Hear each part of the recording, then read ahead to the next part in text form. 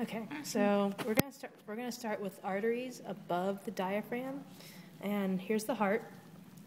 Then here's the ascending aorta right here. It's kind of hard to see.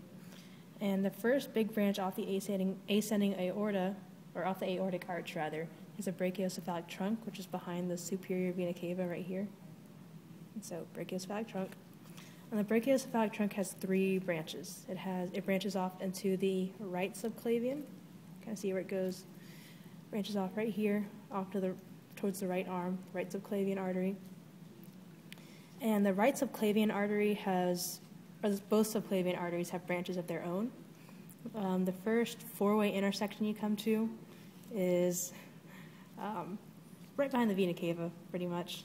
And you have going down here is the costocervical artery, and across from it is, that'd be your vertebral artery, right. And then the next solitary branch over, the three-way intersection, is the internal thoracic, which is right here. Three-way. And then the next one over is the superficial cervical artery, which kind of heads up towards the neck. Okay, and then the rest of this right here is the right subclavian. The second branch off the brachiocephalic trunk is the right common carotid. Ours is snapped, but it's there. And then the left common carotid, which goes up, which kind of travels up next to the trachea. Okay.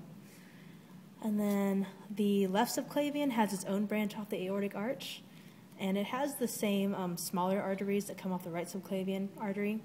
It's not as easy to see on the left subclavian. And remember that once the subclavian arteries pass the first rib, we'll go back to the right side.